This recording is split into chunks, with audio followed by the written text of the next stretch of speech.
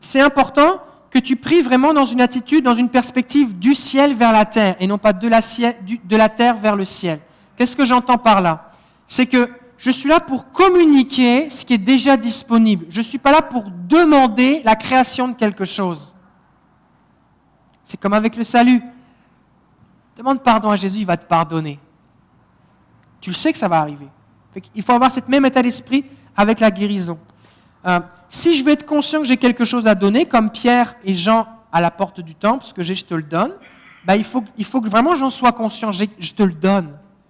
Tu vas dire, mais comment je fais pour donner de la guérison? Je sais qu'avec Jésus, j'ai accès à sa puissance de guérison. Il m'a béni de toutes les richesses spirituelles en Christ. Je suis assis avec lui dans les lieux célestes. C'est par ses meurtrissures que cette personne a déjà été guérie, comme elle a déjà été pardonnée si elle croit en Jésus. Donc c'est disponible.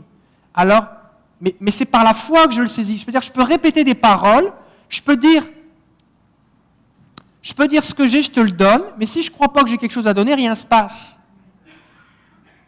Parce que ce n'est pas une formule. Ce n'est pas une formule. Et la foi, c'est difficile de mesurer la foi. Quelqu'un va dire, oui, mais j'avais vraiment la foi. Oui, ok, mais ce qui est important, c'est le résultat quand même. Donc, l'idée, c'est qu'on veut relâcher quelque chose. Donc, je ne veux pas être en mode supplication devant le Seigneur. Je n'ai pas à convaincre Dieu. Dès que tu te rends compte que tu es en train d'essayer de convaincre Dieu ou de le supplier, tu n'es plus dans la foi. Donc, tu te réalignes. Seigneur, merci. Tu peux dire des choses comme, merci Seigneur parce que tu es mort pour lui. Et là, tu ne le dis pas tellement pour lui, c'est surtout pour toi que tu te le dis. Seigneur, tu veux, je sais que tu es avec moi, je me mets dans le repos, j'arrête d'essayer de pondre un œuf, je me détends. Ok, au nom de Jésus, sois guéri. Parce qu'en fait, ce que tu veux faire, tu as de l'eau, elle est disponible. Tu veux par la foi la prendre et tu veux arroser la personne. D'accord? Et au moment où tu commences à prier, c'est comme si tu saisissais et tu prends et tu communiques. Mais tu as commencé à prier, mais la personne n'est pas encore arrosée. Puis là, tu commences à prier, et là, ma bouteille est presque vide, là. Il faut vraiment que j'incline beaucoup la bouteille avant que ça coule. Maintenant, imaginez que pour qu'elle soit guérie, elle est comme un vase, et il faut qu'elle soit remplie pour que la guérison prenne place. Ça veut dire que je vais devoir verser pendant un moment. Là, c'est le printemps, là. Hier, j'ai nettoyé mon patio avec une machine à pression. Quand tu fais tu as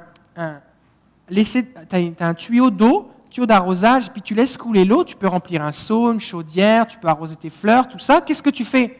Tu branches, tu ouvres le robinet, tu diriges le tuyau dans la bonne direction, tu actionnes.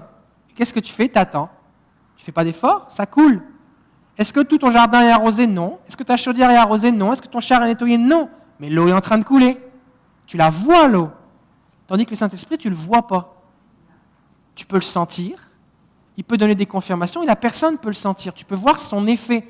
Jésus va dire, concernant la nouvelle naissance, dans Jean chapitre 3, il va dire, le vent souffle où il veut, mais on ne sait pas d'où il vient. Mais on voit les feuilles bouger. Alors Seigneur, je crois par la foi que je suis en train d'arroser, et je crois que parce que je suis en train de prier, quelque chose se passe.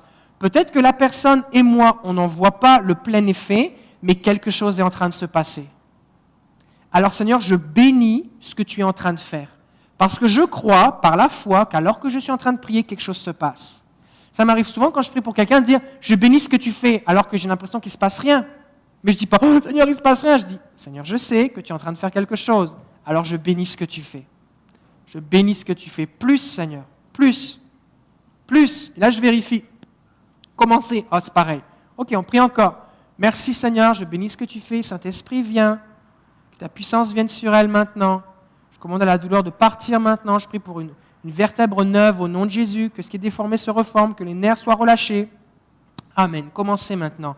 Oh, je pense c'est un petit peu mieux. Pas grand-chose. Ok. Là, il se passe quelque chose. Merci Seigneur. Tu commences à être excité. Merci Seigneur pour ce que tu fais. Je prie pour plus maintenant. Au nom de Jésus. Et là, le Seigneur est en train d'agir. Des fois, tu vas devoir prier longtemps. Des fois, ça va se faire très rapidement. Des fois, tu pries une fois, c'est comme c'est déjà parti. Tant mieux. D'accord? Mais l'idée, c'est que tu dois être conscient que pendant que tu pries, quelque chose se passe. Parce que si tu te concentres uniquement sur les résultats finaux, tu vas te décourager avant que ça arrive. Par exemple, les gens qui souffrent, récemment j'ai prié pour quelqu'un qui avait, je ne sais plus si c'était suite à la naissance, non, c'était suite à un ACV ou un problème, un accident, il y avait tout le côté qui était paralysé. Et alors que je commence à prier pour lui, le Seigneur a commencé à agir dans sa hanche. Il y avait un problème dans la hanche, dans le cou, dans l'épaule, dans le bras, il y avait des spasmes. Et il y avait un problème dans la jambe. Alors il y avait comme plein de problèmes. Et c'est tout du même côté. Alors je commence à prier, Saint-Esprit vient, tout ça. Et puis là, la personne me dit, comment c'est ? Ma main tremble toujours. Ok, ta main tremble toujours, mais le reste. Elle dit, j'ai plus mal dans le dos. Mais ma main tremble toujours. Ok, mais tu n'as plus mal dans le dos. Ça fait combien de temps ? Ça fait des années. Ok, Dieu est en train d'agir dans ton dos. Alors je vais laisser faire la main, parce que Dieu est en train d'agir dans ton dos. Alors je vais suivre le Saint-Esprit. Donc là, je commence à prier pour son dos. Puis là, la douleur part tranquillement. Ça me dit qu'il a mal dans les hanches. Puis là, j'ai cette pensée que peut-être il a une jambe trop courte. Alors je dis, est-ce que tu as une jambe trop courte ? Il dit, je ne sais pas. Je dis, assieds-toi, on va vérifier. Il y a une jambe plus courte. Alors on prie pour que la jambe repousse. Puis tranquillement, la jambe se replace. Comment on fait pour faire repousser une jambe ? Tu parles à la jambe. Tu fais asseoir la personne sur une chaise, à côté vraiment dans le fond du dossier. Tu mets ses jambes comme ça, tu enlèves les chaussures. Souvent, les gens ont des talonnettes, des orthèses. Tu tiens les deux jambes, tu ne tires pas. Et tu parles aux jambes. Tu regardes pour que la personne constate qu'il y en a vraiment une qui est plus courte que l'autre. Tout le monde garde les yeux ouverts parce qu'il faut le voir. Tu parles, dis maintenant, au nom de Jésus, je commande maintenant à cette jambe de repousser. Merci Seigneur. Quand tu commences à le dire, la plupart du temps, il ne se passe rien. Mais il faut que tu crois que quelque chose est en train de se passer. Merci Seigneur pour ce que tu fais. Merci, au bout d'un moment, tu vas voir que ça se passe. Puis après ça, tu vas te rendre compte. Et après, tu te dis, ok, merci Seigneur. Et après, tu vérifies que la personne se met à marcher, puis en général, elle a moins mal au dos parce qu'elle est plus équilibrée. Ça, tu pries pour que les hanches se replacent au nom de Jésus. Fait que la douleur partait à plein d'endroits, mais il y avait toujours des spasmes dans son bras que je voyais à l'œil nu, et il restait concentré sur les spasmes. Et c'est ça qui est difficile pour les gens, c'est que des fois, les gens ne réalisent pas que Dieu est en train de faire quelque chose. C'est pour ça que tu peux les aider en évaluant leur douleur. Par exemple, bon, okay, vous avez mal à l'épaule, oui. C'est quoi le maximum que vous pouvez faire avant d'avoir mal ? C'est ça. Ok.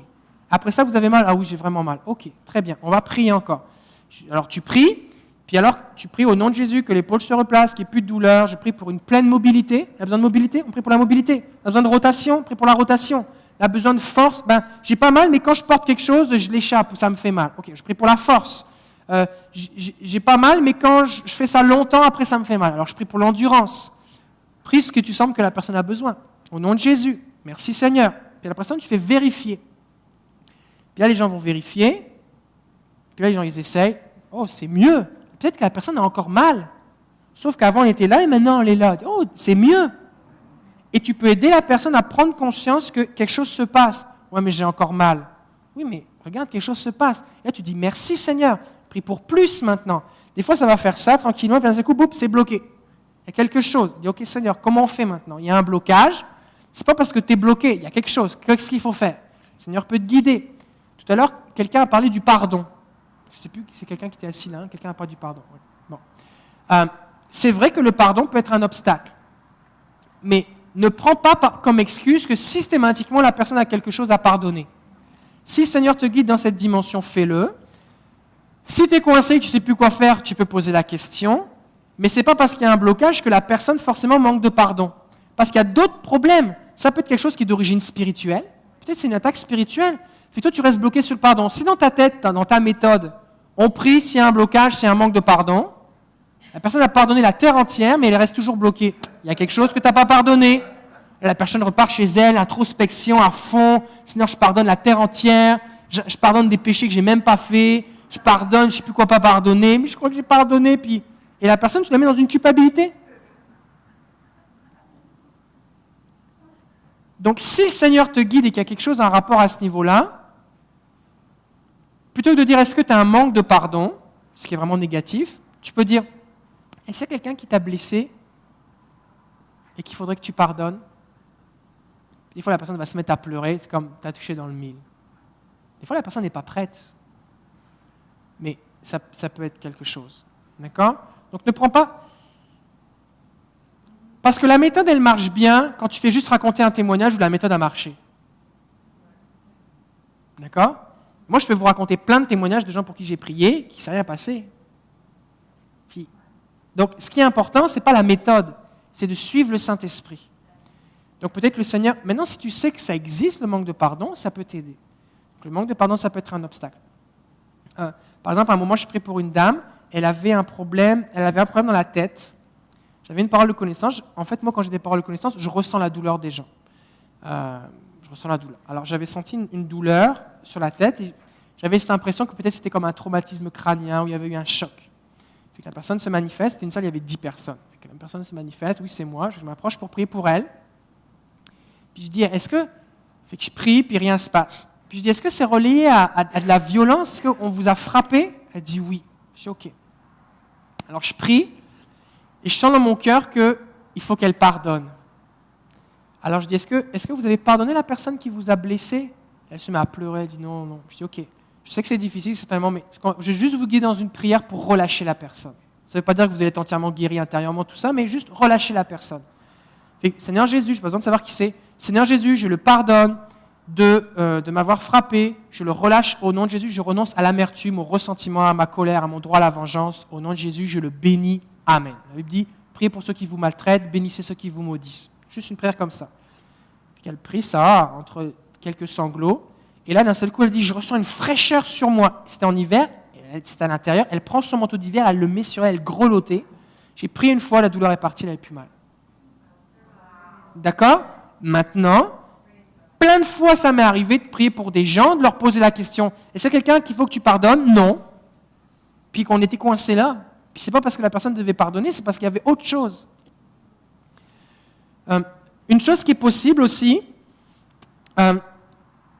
c'est que des fois, les gens ont besoin de se pardonner à eux-mêmes. Par exemple, ils s'en veulent. Il y a plusieurs maladies qui sont reliées à la haine de soi. Il y a des maladies auto-immunes qui sont reliées à ça. Ce n'est pas parce que tu as une maladie auto-immune que tu as de la haine de soi, mais c'est possible. La haine de soi, c'est je me déteste, je me hais. Les cas les plus graves, c'est l'automutilation ou le suicide, des trucs comme ça. Mais il y a des gens qui se haïssent et qui se rongent de l'intérieur. Leur système immunitaire, leur système digestif est complètement débalancé parce qu'ils ont la haine contre eux-mêmes. Donc, ils doivent se pardonner à eux-mêmes. Donc, si le Seigneur vous dit quelque chose comme « Est-ce que tu t'aimes ?» Récemment, j'ai prié pour quelqu'un qui avait un problème digestif, puis je n'avais jamais vu cette personne, et puis je m'entends poser la question « Est-ce que vous vous aimez ?» Alors, dans ma tête, je me dis « Ok, est-ce que vous vous aimez? C'est ce que la haine de soi? C'est possible que ce soit relié à la haine de soi. » Je dis « Ok. Est-ce que vous vous aimez ?» La personne se met à pleurer, elle dit « Non, je ne m'aime pas du tout. » Puis, en apparence, la personne, elle n'avait pas l'air de quelqu'un qui n'a pas de quoi s'aimer. C'est pas comme si elle avait une tare physique, il lui manquait la moitié du visage, un truc vraiment... une petite madame bien gentille. Puis, alors je dis, il faut que vous vous pardonniez à vous-même. Elle dit, ah bon, ok. Fait que je dis, Seigneur Jésus, je me pardonne, je renonce au mal que j'ai voulu me faire, je bénis mon corps, je demande pardon à mon corps pour le mal que je lui ai fait. Bon, et après ça, vous savez ce qui s'est passé? Rien du tout.